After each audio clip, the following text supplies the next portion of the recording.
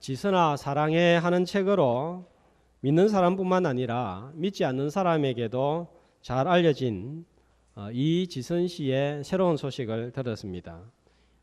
이지선 씨 2007년 음주운전자 뺑소니 사고로 온몸이 전신 화상을 입었고 무려 40여 차례에 걸쳐서 수술을 받았습니다. 몸은 물론이고 얼굴이 괴물처럼 변해버렸습니다.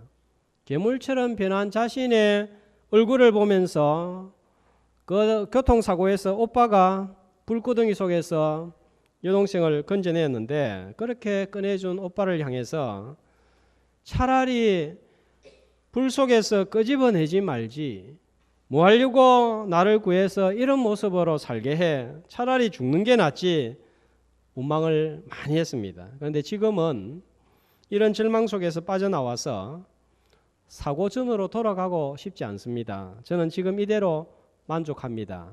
감사합니다. 하는 건강한 삶을 살고 있고 간증하고 있습니다. 그런데 이번에 미국 UCLA 대학에서 장애인 분야의 사회복지학과에서 박사학위를 따고 졸업을 했다는 소식을 들었습니다. 저렇게 이제 박사 모자를 쓰고 졸업을 하는 장면입니다. 사고가 난 지 16년 만의 일입니다.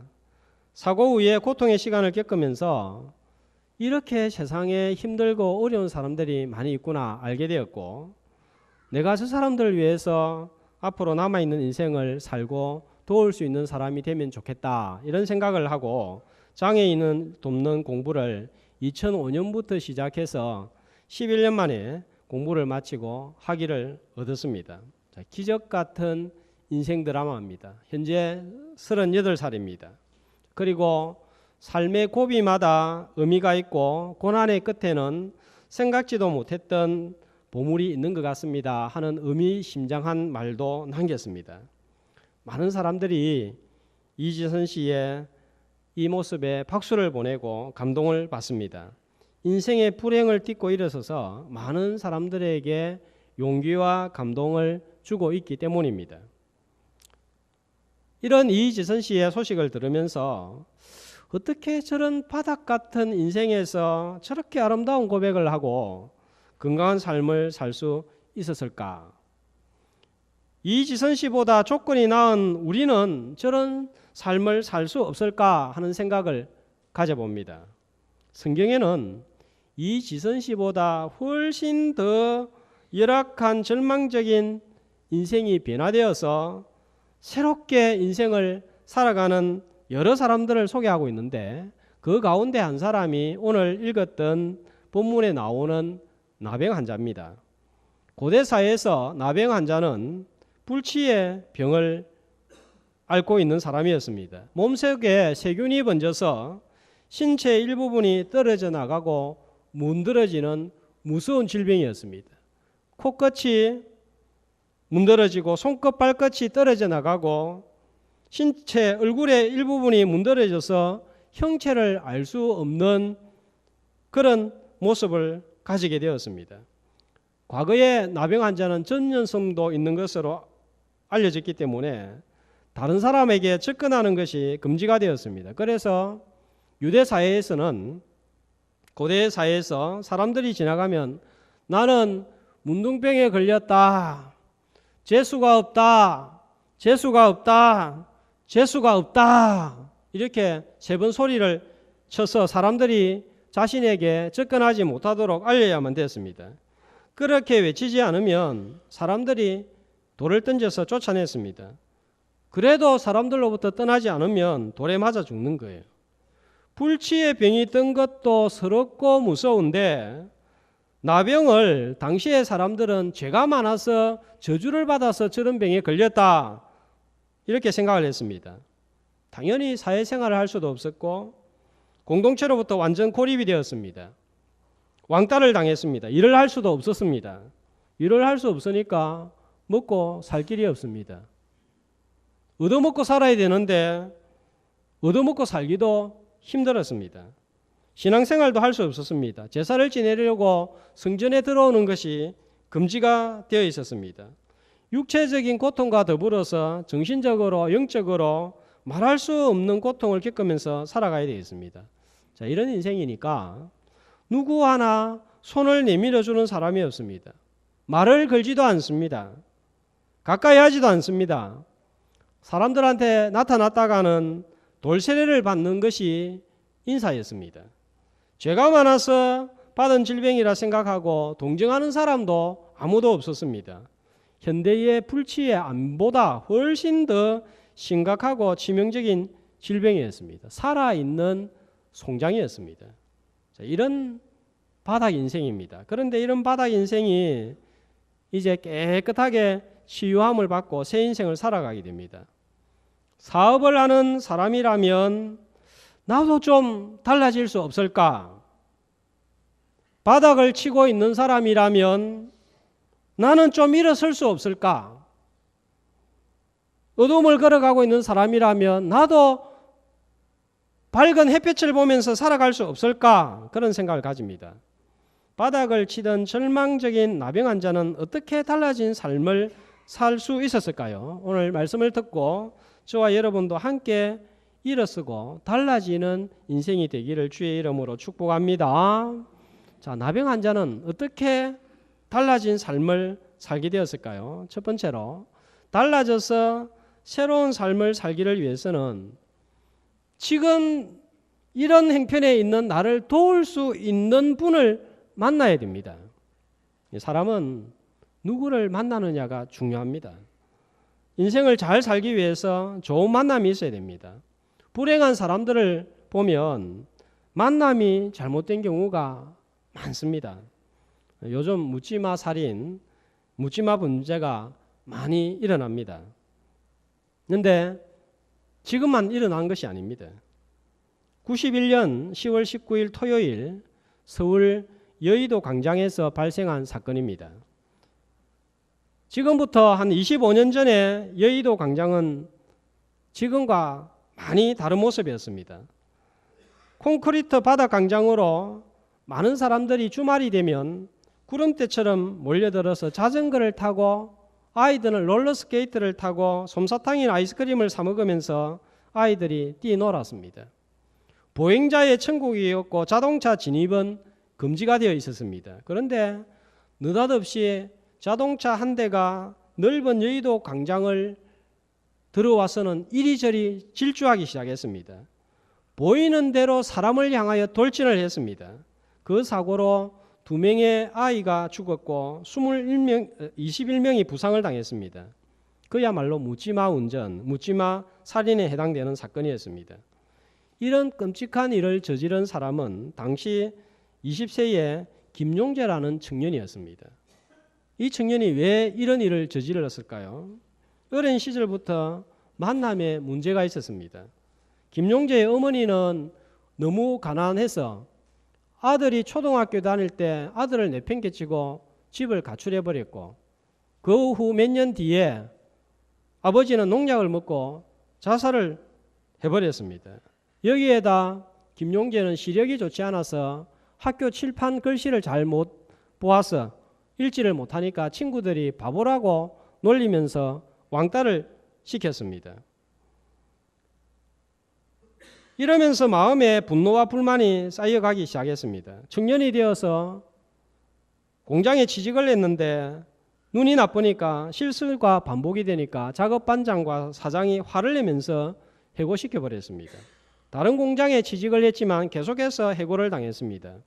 이해해주거나 보듬어주는 사람이 한 사람도 없었습니다. 시간이 흐를수록 가슴에 부정적인 생각이 생겨나기 시작했습니다. 눈이 나쁜 게 내 탓이냐? 아주 안 보이는 것도 아닌데 좀 기다려주고 적응할 때까지 참아주면 안 되나? 그러면서 어린 시절부터 지금까지 무시당한 장면들이 머리를 스치고 지나갔습니다. 부모, 친구, 회사 직원, 사장 전부 다 증오스러웠습니다. 그리고는 분노가 폭발하면서 나를 무시한 사람들 다 죽여버리고 말 거야 하면서 사장의 자동차를 훔쳐가지고 나와서는 여의도 광장에서 그 사건을 벌였습니다. 부모를 잘못 만났고 친구를 잘못 만났고 직장을 잘못 만났고 상사를 잘못 만난 것이 그 원인이었습니다. 누구 하나 따뜻하게 손을 내밀어주는 사람이 없자 인격이 삐뚤어지고 끔찍한 살인자, 브레이크 없는 인생이 되어버렸습니다. 자, 이런 사람이 예수님을 만났다면 어떻게 되었을까 하는 생각을 가져봅니다. 나병 환자도 자신을 사람에 대접해주는 사람이 아무도 없었습니다. 그러나 예수님을 만나면 내 인생은 달라질 수 있을 거다. 이 사실을 믿었습니다. 그래서 예수님을 만나기 위해서 나아왔고 예수님을 만났습니다. 성경을 읽어보면 예수님을 만나서 문제 해결을 받고 병을 고침을 받고 죄용싸움을 받은 사람들의 이야기가 많이 나옵니다. 오늘 읽지는 않았지만 8절 이하에 보면 백부장의 하인도 죽어가다가 고침을 받았고 중풍병자도 고침을 받았고 맹인도 귀신 들린 여자도 혈류병 들린 여인도 전부 다 예수님을 만나서 고침을 받고 구원을 받았습니다. 예수님을 만난 사람들은 하나같이 모두가 다 달라졌습니다. 나병 환자는 여러 경로를 통해서 예수님에 대해서 들었고 그 소식을 통해서 나도 예수님 만나면 달라질 수 있다 하는 그런 믿음이 속에서 생겼습니다. 나병 환자가 비참하게 살았지만 인생에서 제일 잘한 일은 도울 수 있는 분을 바라보고 붙들었다는 것입니다. 그런데 우리는 누구를 붙들고 삽니까? 도울 수 없는 것을 붙들고 일어서려고 할 때가 많습니다. 일어설 수가 없는 거예요. 일어설 수 없는 것을 붙들고 일어서려고 하니까 일어설 수 없는 것이 당연합니다. 오늘 뭘 붙들고 있습니까? 한 2주 전에 전도하면서 우리 교회 새생명 전도 대원 중에 한 사람이 제가 옆에 있는데 지나가는 사람한테 예수 믿으세요 그랬더니 지나가면서 그 말을 들은 사람이 뭐라고 답을 하는가 하면 나는 내를 믿어요 하면서 그렇게 지나가시더라고요. 어떤 사람은 자기를 붙들고 삽니다. 그러면서 옆에 교통신호등이 있는데 빨간불인데 그냥 휙 지나가더라고요. 아이고 저러다가 큰일 나면 어떻게 하지 하는 생각이 들었습니다. 아니면 상황을 보고 환경을 보고 붙들고 삽니다. 좀 힘이 있는 사람들을 도움을 받으려고 합니다. 시편 110편 8절 9절 보면 성경은 뭐라고 합니까? 이렇게 말씀합니다. 함께 여호와께 피하는 것이 사람을 신뢰하는 것보다 나으며 여호와께 피하는 것이 고관들을 신뢰하는 것보다 낫도다. 왜냐하면 사람이 문제를 해결할 수 없기 때문입니다. 나를 다르게 살 수 있도록 책임을 질 수 없기 때문입니다. 지난주에 가덕도 밀양 신공항 건설을 앞두고 결과가 발표가 되었습니다. 정치권에서는 이 부산 정치권에서는 가덕도에 반드시 신공항을 건설하겠다고 소리를 쳤습니다. 경북, 경남, 또 울산, 대구 지역에서는 반드시 밀양에 신공항을 건설하겠다고 공약을 했습니다. 대통령도 신공항을 짓겠다고 공약을 했습니다. 뉴스를 보니까 이 말을 듣고 믿고 빚을 내어서 여기저기에 땅을 샀습니다. 이 사람들 어떻게 됩니까? 망하게 생겼습니다. 밀양에도 가덕도에도 다 산 사람들은 완전 망하게 된 거예요. 시편 146편 3절에서 5절은 또 이렇게 말씀을 합니다. 함께 귀인들을 의지하지 말며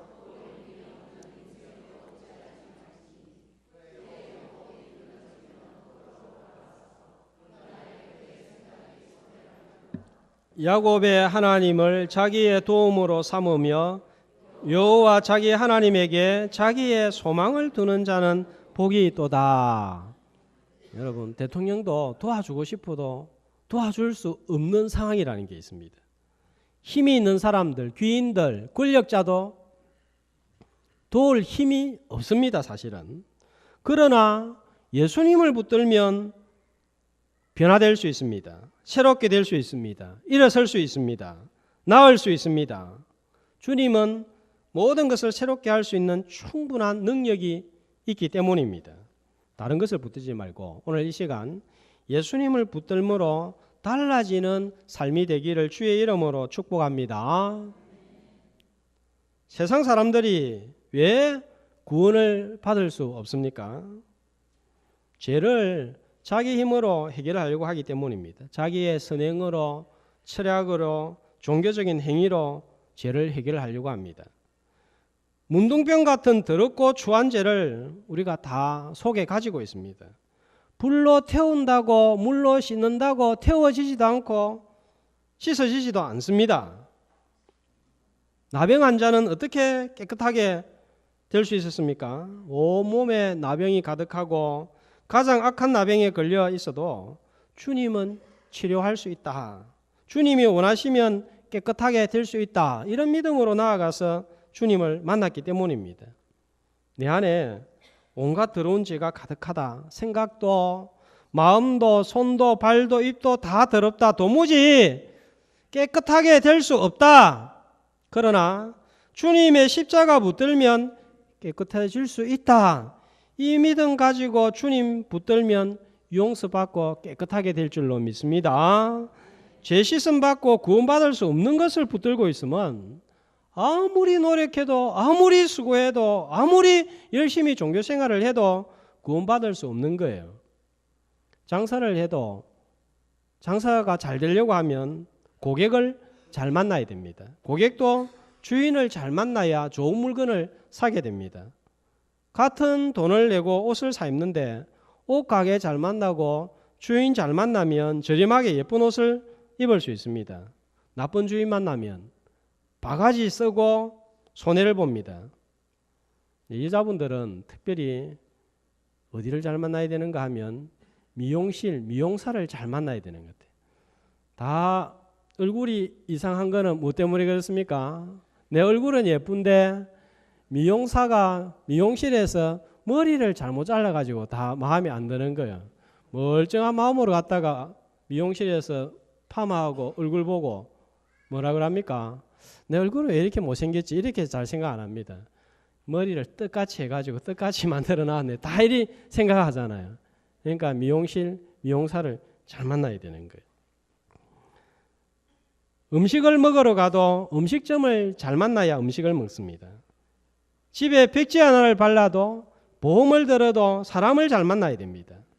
아프면 좋은 병원, 좋은 의사를 만나야 치료됩니다. 치료할 수 없는 병원을 만나고 치료할 수 없는 의사를 만나면 아무리 돈을 쓰고 시간을 내도 낫지 않습니다. 고통만 증가될 뿐입니다. 모든 것이 만남에서 형통하기도 하고 불행하기도 합니다. 누구보다도 성도들은 예수님을 만나서 붙들므로 치료되고 깨끗해지고 형통하고 새롭게 되기를 주의 이름으로 소망합니다. 자, 그런데 나병 환자는 예수님을 만나기 위해서 나왔는데 어떤 심정으로 나왔습니까? 어떤 심정으로 예수님을 만났습니까? 우리는 예수님께 나오지만 예수님을 뜨겁게 체험하지를 못합니다. 이유가 뭡니까? 왜 예수님을 만나서 은혜와 기적을 체험하지 못합니까? 모두가 좀 지금보다는 달라진 삶을 살고 싶다. 지금 이 바닥에서 벗어나고 싶다. 지금보다는 좀 믿음 생활 잘해보고 싶다. 이런 마음 없는 사람 아무도 없습니다. 그런데 왜 어떤 사람은 은혜와 기적을 체험하고 나는 체험하지 못합니까? 수십 년을 믿어도 왜 계속 이렇게 살고 있습니까?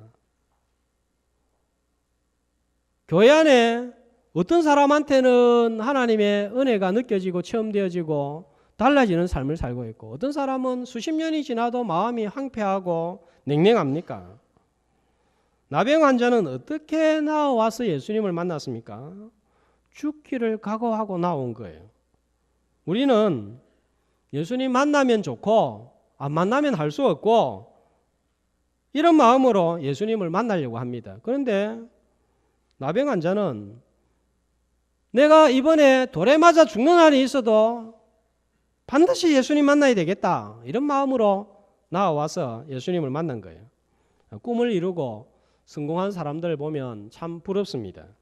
그러나 우리는 그 사람들이 꿈과 성공을 이루기 위해서 흘린 땀과 눈물은 잘 눈여겨보지 않습니다.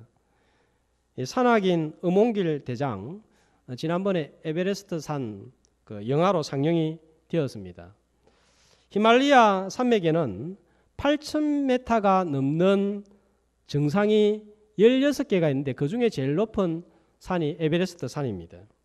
그런데 아무도 8,000m가 넘는 16개 정상을 정복한 사람이 없었습니다. 그런데 우리나라 산악인 음홍길 씨가 16개 정상에 오른 세계 최초의 인물이 되었습니다. 16개 정상에 그냥 오른 게 아니에요. 오를 때마다 매번 목숨을 걸었습니다. 안나푸르나 산에 오르기 위해서 4번을 시도했는데 전부 다 실패를 했습니다. 4번째에는 시도하다가 자신도 다리에 뼈가 두동강이 나고 골절상을 입었고 대수술을 했습니다. 병원에서 다시는 이제는 산에 오를 수 없다 하는 진단을 받았습니다. 그런데도 5번째 시도해서 마침내 안나푸르나 정상에 도전을 했고 세계 최초로 히말라야의 16개 정상을 정복하는 인물이 되었습니다. 정상을 정복하는 동안 10명의 동료를 잃었고 함께 정상에 올라간 사람 중에는 동상으로 손가락을 절단한 사람도 있고 너무 눈빛에 눈이 부셔가지고 실명을 한 사람도 있었습니다. 수없는 도전과 실패를 맛보았습니다. 꿈은 그냥 이루어지지 않았습니다. 성도의 꿈은 무엇입니까? 예수님을 만나는 거예요.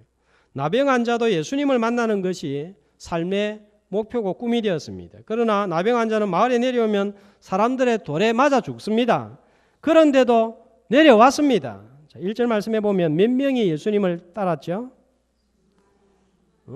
수많은 사람들이 따랐습니다. 그 사람들 사이에 나병 환자가 나타난 거예요. 나타나면 안 됩니다. 그러면 사람들이 어떻게 하겠어요? 돌을 집어들고 던져야 되는 거예요. 한 사람이 돌 한 개씩만 잡고 던지면 그 자리에서 죽습니다. 그런데도 나와왔습니다. 나는 돌에 맞아 죽어도 좋다. 그러나 나는 예수님 만나야 되겠다. 이런 태도로 나와왔고 예수님 앞에서 또 어떤 태도를 보입니까? 2절 말씀해 보니까 어떻게 행동을 했죠? 절하며 이르되 주여.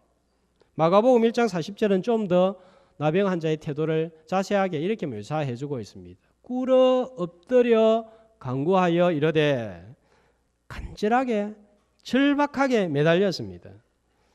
이 사람이 신기합니다. 이 사람의 마음이 참 신기한 것 같아요. 무엇이든지 죽을 각오로 덤벼들면 못할 일이 없는 것 같아요. 우리가 지금 살고 있잖아요. 왜 살고 있습니까? 죽기 살기로 먹으니까 사는 거예요. 먹기 위해서는 생명을 거니까 먹고 이렇게 사는 거예요. 바울이 전도를 잘했습니다. 성경에 나타난 인물 중에서 전도왕입니다. 왜 전도를 잘했을까요? 나의 달려갈 길과 주 예수께 받은 사명, 하나님의 은혜의 복음을 전가하는 일을 마치려 하면 나의 생명을 조금도 귀한 것으로 여기지 아니하고 이렇게 전도하니까 전도를 잘했습니다. 기도를 잘하려면 간절함이 있어야 됩니다. 왜 오래 믿어도 기도 맛을 모르고 기도의 뜨거움을 체험하지 못하고 은혜를 깊이 체험하지 못합니까? 대충 하기 때문에 그런 거예요. 일주일에 내가 매일은 새벽기도 나가지 못해도 2-3번은 꼭 나가야 되겠다. 그리고 날짜를 정해놓고 마음을 먹으면 나갈 수 있습니다. 아니면 나는 사정상 토요일 하루밖에는 나갈 수 없다. 그렇지만 토요일은 반드시 나가겠다. 이렇게 마음 먹으면 토요일 새벽에는 주일 아침에는 나와집니다. 어떤 일이 있어도 참석해야 되겠다. 이렇게 마음 먹으면 아무리 힘들어도 나오는 거예요. 그러나 새벽기도 내일 한번 나가볼까? 나가봐야지. 이래 나가면 나가지. 자, 이렇게 생각하면 못 나오는 거예요. 특별 새벽기도에 나오는 이유는 마음을 강하게 먹기 때문입니다. 자, 이런 마음으로 주님께 나와야 됩니다. 성도는 예수님을 만나면 반드시 삶이 변화되고 어떤 깊은 웅덩이와 수렁에 있어서도 올라올 수 있습니다. 주님은 충분히 우리를 도울 수 있는 분이고 건질 수 있는 능력이 있기 때문입니다. 시편 40편 2절의 시인의 고백이 이것입니다. 한 목소리로 나를 기가 막힐 웅덩이와 수렁에서 끌어올리시고 내 발을 반석 위에 두사 내 걸음을 견고하게 하셨도다. 누가 나를 깊은 웅덩이, 기가 막힐 웅덩이와 수렁에서 끌어올리십니까? 하나님께서 끌어올려 주십니다. 아무리 깊고 깊은 수렁에 빠져 있어도 주님이 손을 내밀어서 잡아주면 되는 거예요. 어떤 깊은 수렁도 주님의 손은 다 닿게 되어 있습니다. 주님을 바라보는 것을 제1원칙으로 살면 주님도 그 사람을 반드시 붙들어 주십니다. 한국에서 교사를 하다가 미국에 이민을 가서 세탁소를 운영하시던 분이 있었습니다. 한국에서는 꽤 잘 나가던 교사였는데 세탁 일을 하니까 너무 짜증이 나기도 하고 신세 한탄이 입에서 절로 나온 거예요. 울려고 왔던가 웃으려고 왔던가 내 신세가 왜 이리 되었노 하면서 불평불만이 가득했습니다. 그러던 어느 날 여성 한 분이 옷을 세탁소에 맡겼는데 옷을 이렇게 저렇게 정리를 하다 보니까 안쪽 호주머니 속에서 2,700불이 들어있는 것을 발견을 했습니다. 순간 갈등이 생긴 거예요. 어떻게 하지?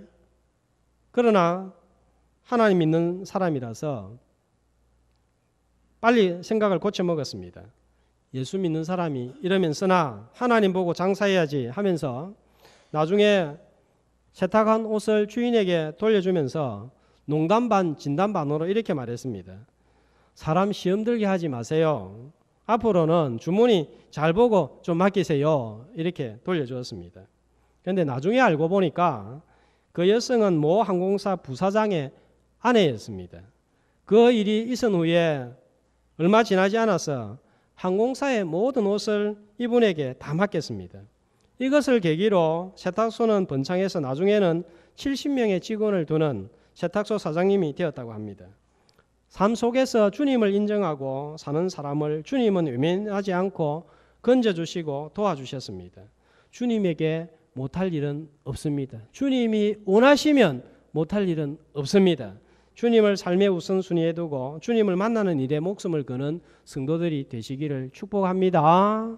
우리의 문제는 뭡니까? 문제가 아니라 주님을 만나는 일에 목숨을 걸지 않는 이것이 문제인 것입니다. 이렇게 주님을 죽기를 각오하고 나오는 사람을 3절 말씀을 보면 주님은 어떻게 하시나요? 손을 내밀어 주시는 거예요. 성경에 보면 이 중풍병자는 4명의 친구가 들것에 들고 와서 지붕을 뜯어내고 예수님께 인도했습니다. 그러나 나병 환자는 아무도 손을 내미는 사람이 없었습니다. 누구도 나병 환자를 데리고 예수님께 올 사람들은 없었습니다. 스스로 왔습니다. 더럽고 돌을 던짐을 받는 대상이었기 때문입니다. 그러나 주님에게 나오면 주님은 손을 내밀어 주십니다. 죄인 중에 내 같은 죄인이 없다는 생각이 드는 분이 있을 것입니다. 나병 환자보다 더 더럽고 악한 죄를 가지고 있는 사람도 있습니다. 이런 죄 저런 죄를 과거에 많이 지었습니다. 사람들은 이런 나를 알면 절대로 나를 용납하지 않을 것이라는 정죄의 마음이 일어납니다. 그러나 그래도 그것 가지고 주님께 나오면 니 왜 나왔어 하면서 손으로 밀치는 일이 없습니다. 손을 내밀어 주십니다. 아무리 큰 죄도 하나님의 은혜보다는 크지 않기 때문입니다. 아무리 큰 죄도 주님의 손보다는 적기 때문입니다. 시편 103편 12절은 이렇게 말씀합니다. 같이 동이 서에서 먼 것 같이 우리의 죄가를 우리에게서 멀리 옮기셨으며 멀리 주님께 나오면 주님의 큰 손으로 긴 손으로 옮겨버리십니다.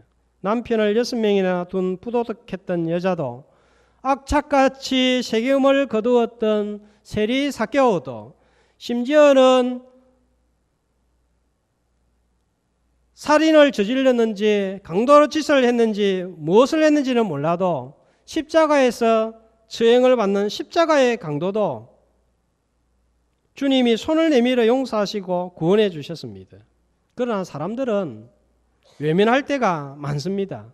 내 실수와 허물을 보면 손가락질하고 돌을 던질 때가 많습니다. 그러나 내 모습을 가지고 그대로 주님 앞에 나오면 주님이 손을 내밀어 만져주시고 잡아주십니다. 불쌍한 사람 같으니라고 그동안 나병 때문에 사람들한테 이리 치이고 저리 치이고 밟히고 얼마나 벌레 취급을 많이 당해서 이제는 내가 건져줄게, 보듬어줄게. 그동안 죄 때문에 양심이 얼마나 괴롭고 힘들어서 마음이 얼마나 괴로워서 이제는 내가 해방시켜줄게.